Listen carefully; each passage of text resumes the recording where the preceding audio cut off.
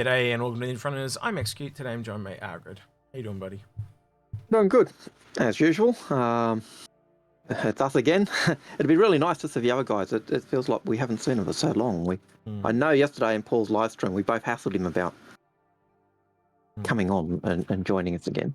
Yeah, I think everyone's been rather busy of late, so yeah, but it would be good to get back to see some of the others again. But today we're doing kind of a part 2 to what we did last week, or we feel we had to do this episode, but we feel we had to put some stuff before that, which is why we did the episode we did last week. So yeah, but this episode is kind of, well, I'll let you go ahead, Algared. Yeah, well, people always ask us, why are we always recommending big ships? And so last week or last episode, we looked at the ships we recommend and why, and gave some of the reasons for that.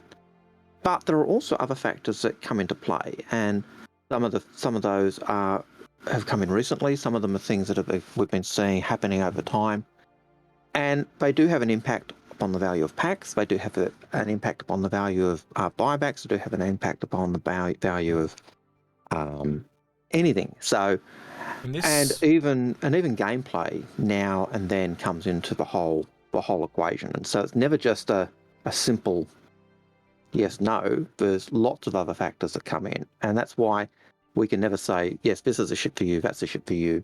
We always try and tailor fix my fleets or other things to the individual, to what they're saying, based on the information we have and from what we can gather.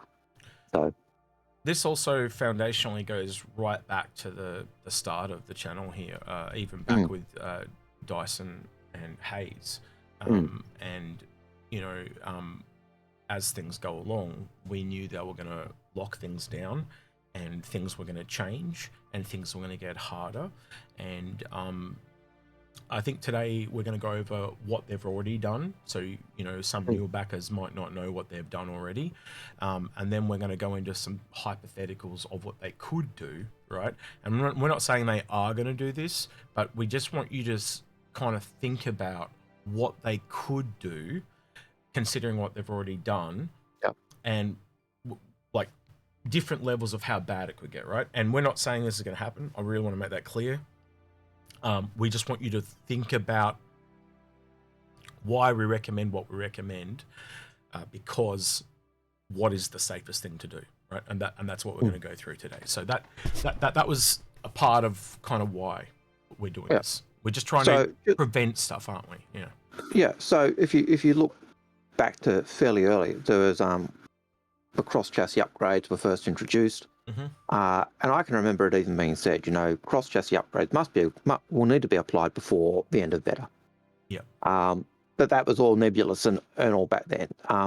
But as we're getting closer and closer to release, CIG are working at tightening things up. And then there were the whole claims about, how does CIG or CIG should control the grey market and other things. And then so there are things CIG have done to try and, I suppose, rein in some of the excesses that go on there. And so we understand why it's, often what CIG have done, why they've done it. And we'll even agree with the reasoning as to why they've done it. But how it happens and why, it still sucks. It still hurts. It's still painful. Some of it is to stop things like the grey market. Some of it is to raise more money. There's been multiple reasons why they've done it. This is not a video to hate on CIG. This is really a video for you to try and protect yourself. And I think the word I would use, Algared, that we used a lot before the show was flexibility. It gives you the most flexibility to keep changing your fleet down the line. So and that's one of the things CIG always used to say was that they want you to be able to play the game your way. They want you to be able to get the ships you want. And that was part of a reason why they introduced, cross chassis upgrades. It was part of a reason why they had packs. It was part of a reason why they have standalone ships. They want you to be able to get the ships you want and have a fleet that you want in terms of what you're doing. And as time's gone on, things have got more complex. And as you try and simplify it, one way or another, you're going to, no matter what you do, you're going to muck someone up and you're going to cheese someone off it. Definitely the hardest part of my job and your job is simplifying this, because there's always outliers and things that break those rules, but we try to give you something, cast the widest net, but try to keep it as simple as possible. So yeah, there will always be outliers, but yeah, we try to keep it concise. I've got to say thank you to Turbulent and CIG for the web page, because we find the web page a nightmare to navigate, and it's because your web page is so hard to navigate, but we have so much work. So thank you very much for giving us content. Slightly evil of you, but yeah, I'll allow it. All right, so we've prepared some slides. Well, they're not slides, but they're just some titles here. So these are the changes that they've already made, right? So veteran backers, you'll obviously know about this, but we're just going to give you a refresher, so it's all kind of clear in your mind anyway. So yeah, Algared, what was devaluing of credits? So credits were devalued when back in the day, we'd buy credits. We'd use credits to buy ships when the new sales came along. There was no difference between buying a ship with warbond, buying a ship with cash, or buying a ship with credits. And so I could buy gift cards. I could melt my gift cards. I'd have the credits. I could put money aside and not have to worry about it. When warbond CCUs came in, what happened is you got a discount if you paid for cash, but you still had to pay for your with credits. And so in a sense, anything you had with credits was devalued by 10, 20%. And the major reason for this appears to be to stop people kind of moving their fleets around. That appears to be the major case. And also, if you already had credits, it kind of encourages you to spend new money. So it was to try and get more new money coming in to fund the game. I think part of it was also an anti-grey market move, because you know what people used to do. They'd buy a ship with cash. Mm-hmm. They'd melt the ship. 2 days later, they'd buy the ship again. They'd buy the same ship again with the credit they'd put in for the cash, and they just cycle and repeat. Yep. Build up their stock in their buyback, and then sell all those on the grey market for.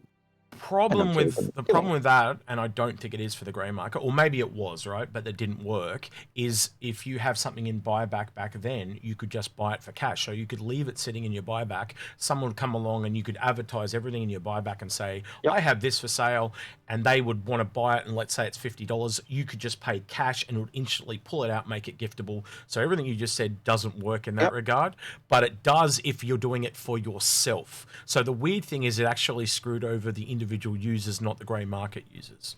So well, it did, because with the grey market, I'd buy the stuff. I'd only spend $50, but I could have 10, 15, 20 ships in my buyback, which I could then sell off for $55 or $60 or $70 or whatever I was doing. And so my stock cost me $50 to get, but then I'm making multiples as I was selling that off. Again, though, if you've got a stock pool of credits for $500 and you're just buying lots of little items, it means nothing. So yeah, it really only did affect the individual user. It didn't actually affect the grey market at all.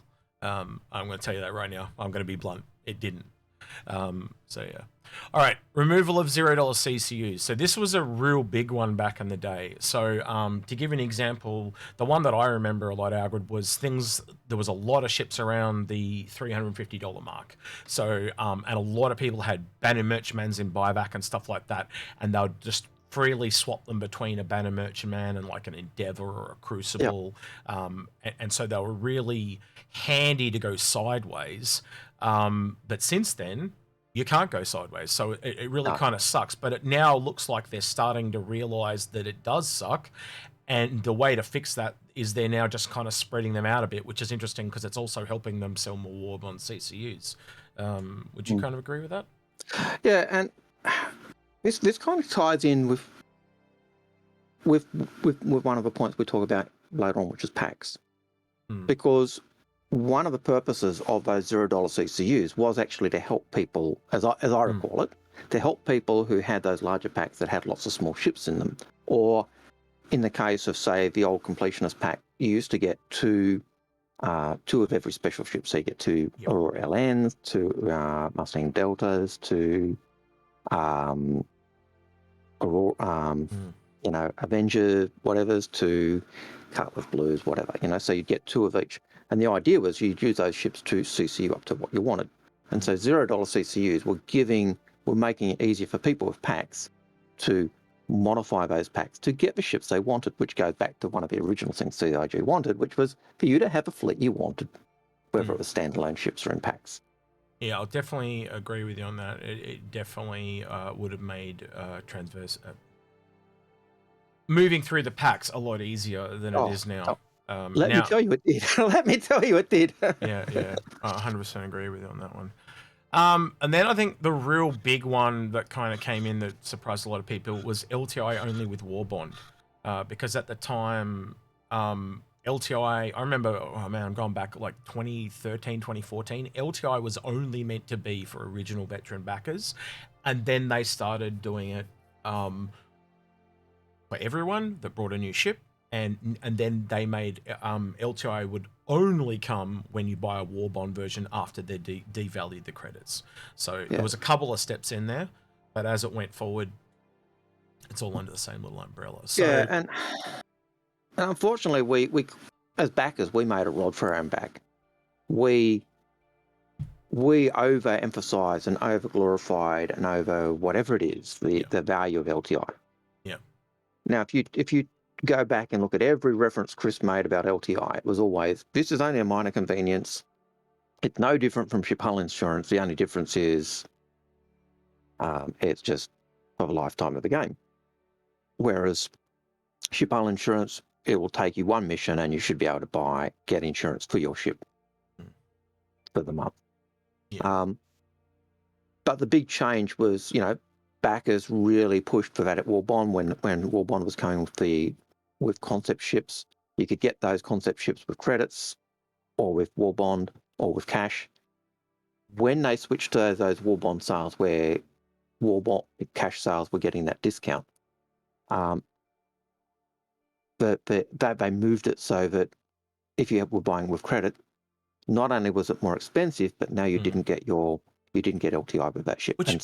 Which in a really weird turn of phrase is really easily bypassed.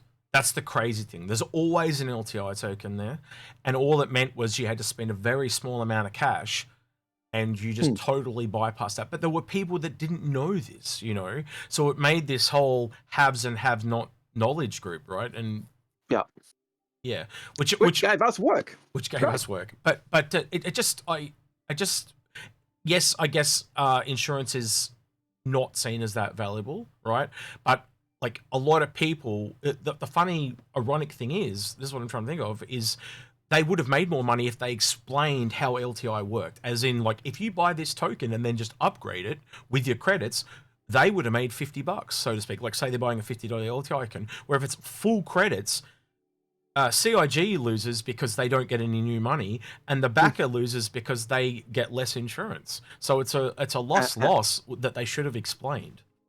And the backer feels burned because they couldn't find the information, or they didn't know the information, or they went to the Matrix of Lies and read stuff and it was totally different from what actually is, because the Matrix of Lies and other stuff was in-game kind of law rather than real life finances. All of those things kind of had an impact. No, but it certainly 100%. It certainly did have an impact on a lot of people, and it really does have an impact on going to the ships you want. That with the devaluing of credits was a real sting to a lot of older backers, because they felt a bit betrayed. Like, I've put all this money in and I can no longer be flexible and get what I want. I came in at the start, and because I came at the start, I'm now getting burned. So, and I've actually just kind of thought of one. These are, by the way, these are the kind of the negative things they've done. We should probably put in some positive ones here as well, but we kind of didn't. Now I think about it. But anyway, so the one that happened this year was obviously the removal of buyback savings. So now, previously, and I think most of this Algared was to stop the grey market, right? They said they were going to do it about 2 or 3 years ago, and they left it for a really long time, and then they did it with what appeared to be no warning, but they'd actually told us 2 or 3 years ago they were going to do it. And I think the reason for that was so nobody on the grey market could just buy all their stuff back, right? And yes, there were a lot of individual users that got stung, and I know some people in the comments may get a little bit angry with me when I say this, but if you sit back and actually look at what it would have done to the grey market, I think overall as a community, it's better that they did it blind, and that will be a very decisive topic that I'm sure there's people typing away right now as they hear me say that. But you have to think of it as a whole. Like, it would have been the market would have been absolutely flooded with stuff because people would have just bought up like crazy, even if they'd given them 24 hours. It would have been too much. But yeah, what's your thoughts on that, Algared, and the actual removal of them?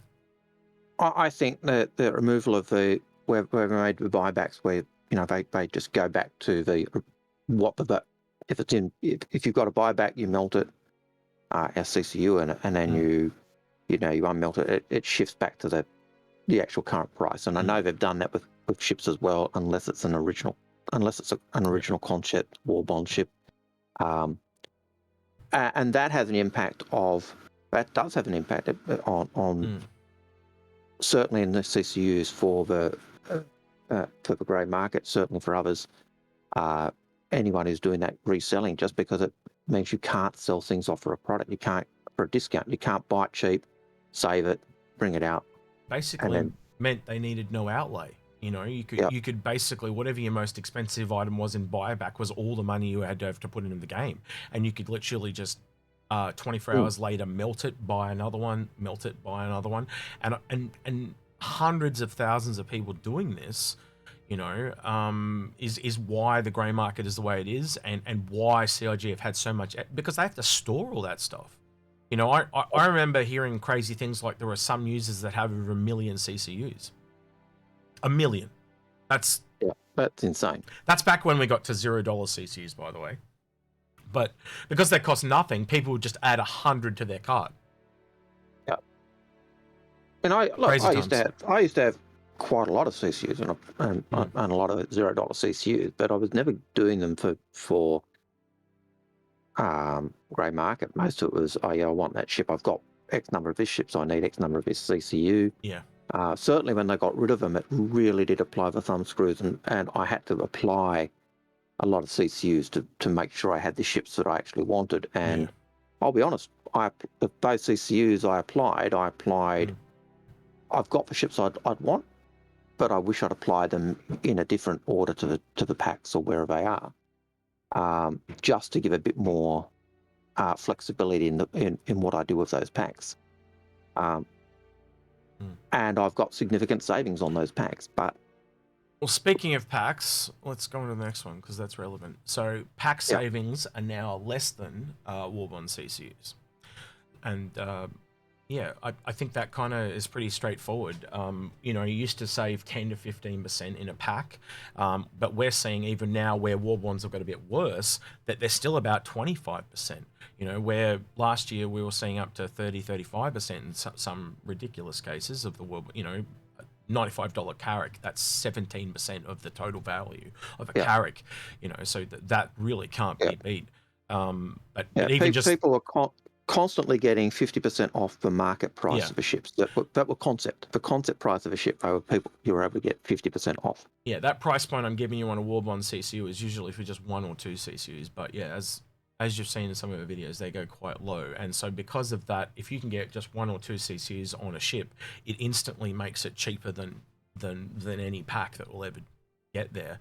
And again, being in a pack, there's less CCUs you can apply, so that kind of adds to that as well. So I think one point that comes up is we were looking at a pack the other day, the company pack, I think with 15% discount. Yep. With 1 or 2 CCUs that gave $100 on the ship. Yeah. He had buying those ships individually. He had one. You would have. He had one 20%. He had 1 CCU to a ship that gave him a $200 discount, and that was his 15%. That was his 15% or 20% discount straight up. So if he could get individually, if he could get 1 more CCU, it would instantly make it more cheaper and that's going to happen at the next sale. So so packs used to be said to be the best savings. A really good savings. You get a straight up savings on those packs.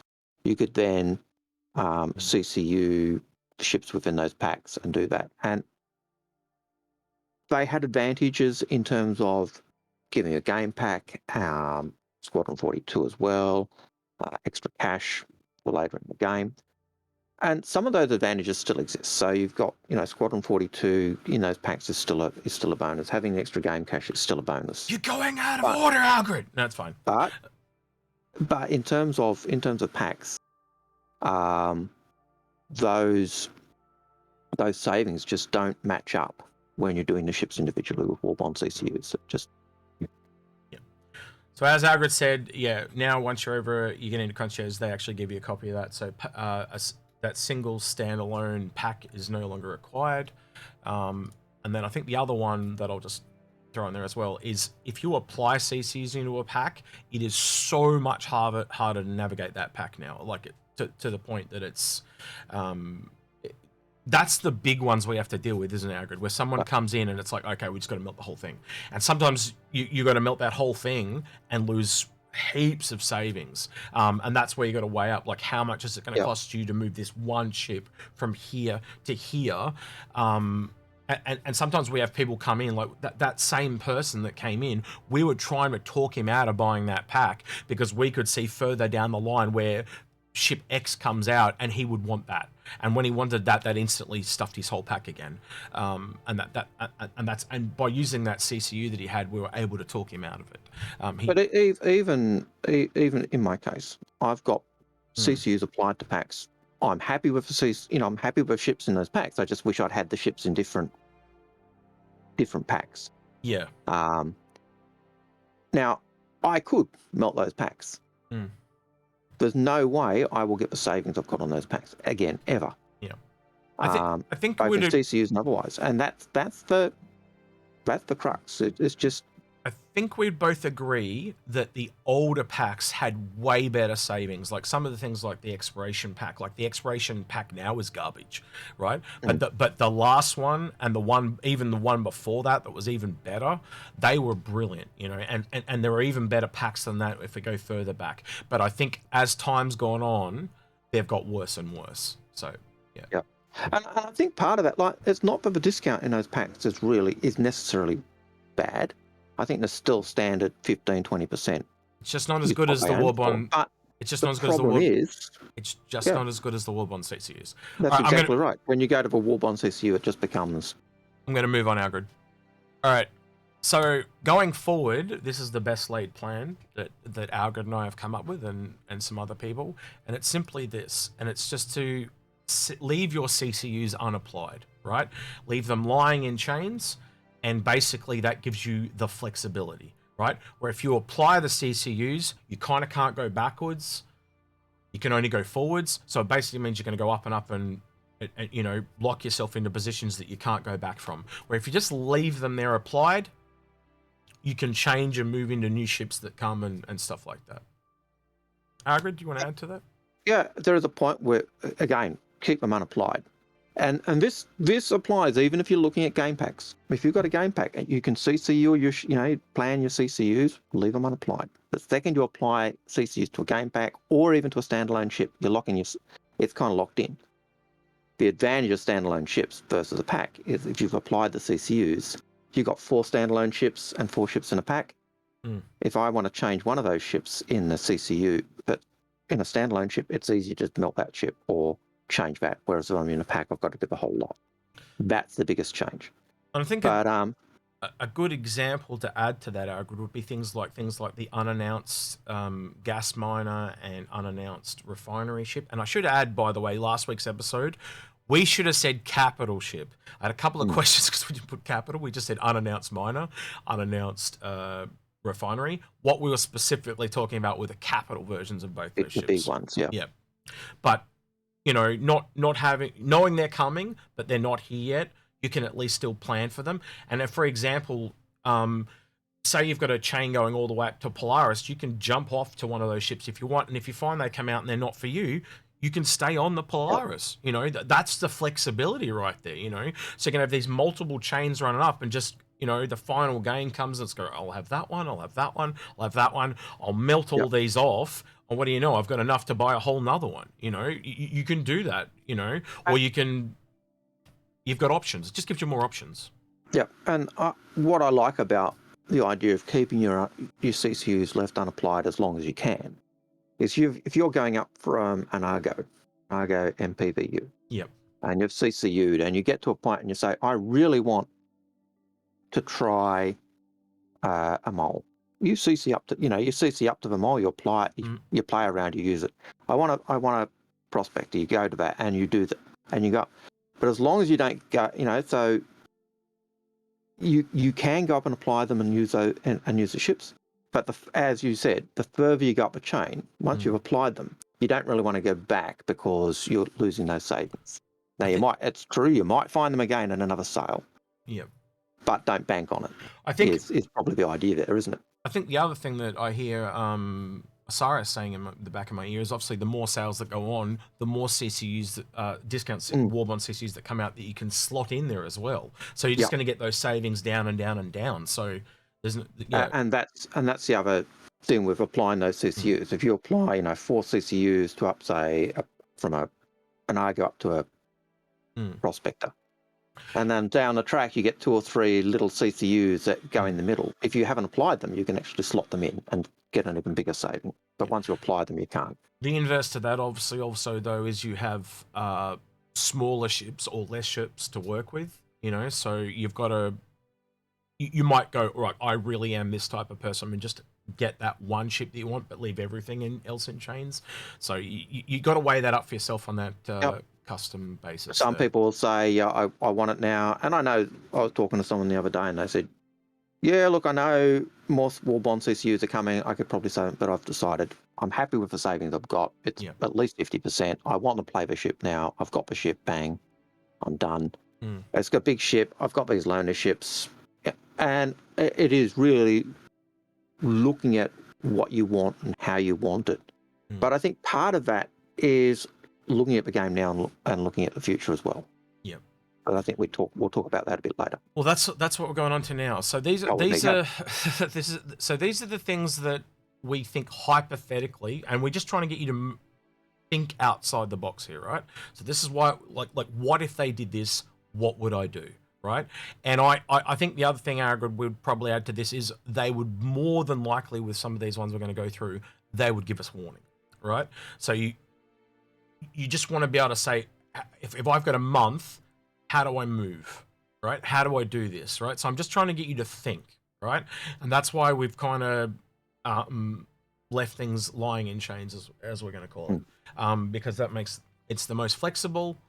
But that's it. Yep. So yeah, right. So the first one is obviously one from earlier up, where they the removal of buyback savings, and it would just be the removal of buybacks completely. So Algared, that would basically mean it's just full price everything. No, well, if the idea of buyback from everything that's going forward from that. Yeah. But if you think about it, when you say buyback is, I've melted a ship because I said I don't want that ship anymore. I want my credits. I'm going to use them elsewhere. Yep. So technically, removing buybacks is just getting rid of that. That ship that I said I didn't want. I've decided I want it back at that original price. Well, that's all. So I can see the value of it. That's all. That's all that's left now, isn't it? Because the only thing left now is original concepts. So the thing that I find beneficial for CIG to do that is just that there's so much memory and material and stuff and data and information in buybacks. I know I've got pages of buybacks, and I wish I had a delete button that I could delete them. Yeah, it would literally, that would be the biggest benefit to CIG, because they could actually turn off that whole system and kind of wipe it, and that's just like, I don't know. Terabytes. Terabytes of information they don't have to store. Terabytes of information they don't need to store. But from a perspective of our perspective, though, is it actually hurts older backers a lot more.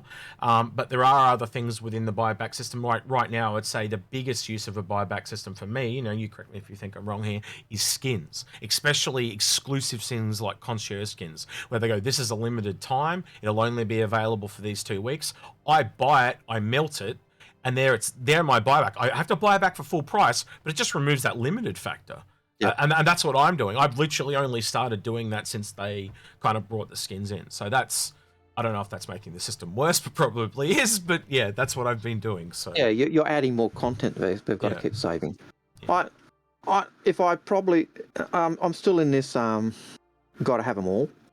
The one thing that's held me off is one of the last updates packs was just, for me, it was just beyond the pale in terms of it was 99%. It seemed like 99% paints and skins and that's what I was paying for as yeah, and they're all obtainable in game for free. And they're eventually. all obtainable in game, and they've already started doing it by adding a lot of them to the loot boxes and stuff. Well, so they're already devalued already in a way. I was watching. We were watching you. Well, I think you were doing the Orison the other day. Live, and you saw a guy we were going. You said, "Hey, I don't know that skin," and it was a loot box skin, which you couldn't buy. Yeah, you couldn't even buy it in the store. It was an in-game skin. So they're more rare than kind of broad they're ones. Very more rare than the ones that you buy with cash. So all right. So we're getting on to more hypothetical ones now. So what if they were to completely remove melting? So this would essentially be akin to what Algared and I described earlier with packs, because you basically can only ever go up, you can't go down, and that's the problem with packs, because you've got to remove the whole pack to be able to go back down. So I think that would be making everyone on the same page, whether you're a pack or not. That's probably the way I look at Algared. I could see them doing something like that down the track, maybe, but I think I don't see that happening as much as I see getting rid of the buybacks altogether. I think the melting would be a lot further closer to release. It certainly does go back to the idea of, locking your fleet in before the end of beta, so having a CCUs applied and all the rest of it. So yeah. Next. CCUs, removal of CCUs. Yeah, well, we know the CCUs, they want them to be done by beta. Certainly, removal of CCUs, I think, that would be certainly something that would have to come along. Check if I have to check if I spelled that correctly, but yeah, I thought I'd just change that just in case. Just in case people don't see that these are hypotheticals. We don't think it's not saying it's happening at all. We haven't heard CIG say these are happening, but it's things that could possibly happen down the track.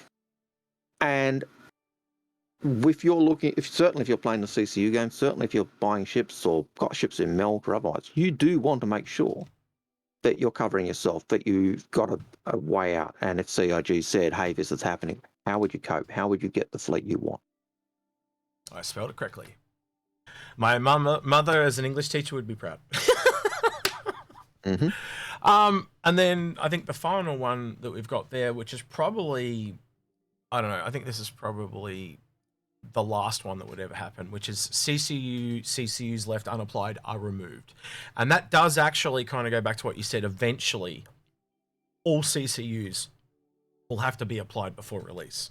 So that is happening, but it'll probably be like in the final days before release. I'd have to imagine, Yeah, that's what I'd have to imagine as well. And that'd mean you'd end up with credits in your account which you'd use in game. So your cash would turn into UEC or whatever it is, or however they do it, or remain in the store for you to use in the store. I have no idea. But so they're the big things in terms of of what you need, of what could happen. But you also need to look at when you're playing the game in terms of the ships now versus what you're going to need later. So at the moment, if you're in Stanton, the meta ships are the light fighters. And people say, they need to be balanced. They need to be balanced. They're too fast. They're too quick. That's why you see that dirty balancing, though, because it is only temporary. And and we do see that. We do see the the massive nerfing of the bigger ships or whatever. But when Pyro comes, Pyro is 3 times the size of Stanton, and it's not a big system compared to some of the other systems we will have in game. Not at all. Pyro will be the death knell of that light fighter meta, because getting those light fighters there having them, you'll need more ships to be able to support them. So you can already look at some of them. I'm trying to think of the ship I was in recently. There was a ship I was in recently, and I had to warp from ArcCorp to Hurston, from Hurston to Microtech to get. I couldn't do it in one go, right? And that's not the biggest jump in the system right now. But as you just said with Pyro, that would be a if it's 3 times the size, that's a pretty small jump. And does that mean I have to jump through between 4 planets to get there? What happens when they start bringing in the rotation of planets in? What if I can't jump to any planet because I've got to wait for it to come round before I can? Yeah. And it's like with the Aurora. Like when I was doing Just Saturn and Aurora, when I had the base quantum drive, I could get anywhere I wanted in Stanton because it was the really slow 10-minute flight across, but it had the fuel. When I went to the faster quantum drive, I had to do, it took me 2 or 3 jumps to get to the same place because I didn't have the fuel. Yep. Pyro is going to be worse than that. Yeah. And so you need to work your fleet now. Yep. With the view of later. Yep. And that's one of the things we always go over, and I think that's the biggest difference between, say, us and, say, a streamer, because a streamer is very much in the now, and it's one of the things we often talk about the other guys about, like what they're recommending and stuff like that. Do you know, by the way, Space Tomato recommended the Nomad recently as a starter ship, and I was like, what the... Anyway. Space Tomato? Yeah. You are dead to me. I was like, where's Algared? I wanted to write a comment. I wanted to write, where's Algared when I need him? But yeah. You're dead to me. I'm sorry. Yeah. Look, having said that, I know lots of people who really like the Nomad. Yeah, me too. And I look at what it can do, and it is a great starter ship for what it can do. But I think it's too expensive for what it is as a starter ship. I think the Cutlass Black is a better ship to have over it. We've said this before. There's better ships under it and better ships over it. But and I don't like the look of it. But we're tangenting, but that's fine. One thing I did forget to do was actually this. This is actually what kicked this whole episode off, because last week they actually brought these little red boxes in. So you've now got to like tick and acknowledge stuff. So it's almost like it's a part of the terms of agreement, and it says, this is just acknowledging some limited available items included or contained within this exchange pledge are permanently relinquished. And so that's like a lot of those savings and items and stuff like that. And then if this pledge was made at a discount price, the discount price will be permanently relinquished on the exchange. So they are 2 really big things now to look out for. And that's all new, but that kind of points to where we saw this going. And so that is new. And yet, in a sense, the information, the things there aren't. So if you had a ship with physical goods and it was in buyback, you got a little icon saying this ship is not available for buyback because items in the ship were either limited or physical goods are no longer available. And it's always been the case that if you'd bought a ship with, say, one of those discount coupons for being a subscriber, if you got your 10% or 5% discount and you melted that ship and then bought it back, you lost your discount. And so that was always something that was in. It was just what that's doing is it really making you say, yes, I agree, this is the case. It's really tightening that up. And it is really just dotting the I and crossing the T's for CIG. And I think it's in that policy and that going forward, it is being more transparent. Yeah. It's saying this is what's happening. So I think that's a good, it's a rotten thing for us as backers, but it's a really good thing, I think, for CIG to be doing. They always told us ships were going to cost more as time went by. But the other part that they never told us, right, and this is why we figured it out earlier, was that the better ships would probably come towards the end, right? We've always said that they tend to be releasing them from worst to best, and not exactly in the way you might think, but more like best to worst value. So that's why we often see, you see the bigger one because it costs more, right? So you see the capital, and then you see the smallest because they're the 2 that can't scale in both directions. They only ever scale down or up. And then you got the medium and large where they can go up and down. So they're kind of the better value because they're more flexible. All right then. Is there anything you'd like to see in the comments, Algared? No, well, yeah. What do you think? What changes do you think could come? And is this sound? Is this a sound plan? Like is this the plan you're following? Do you have a different plan? Because this is the best plan I can think of. Like, it keeps it the most flexible, and it allows you to jump off. There is obviously, with any plan, there's going to be overflow. So, like, if there are CCUs that you don't use, what do you do with them?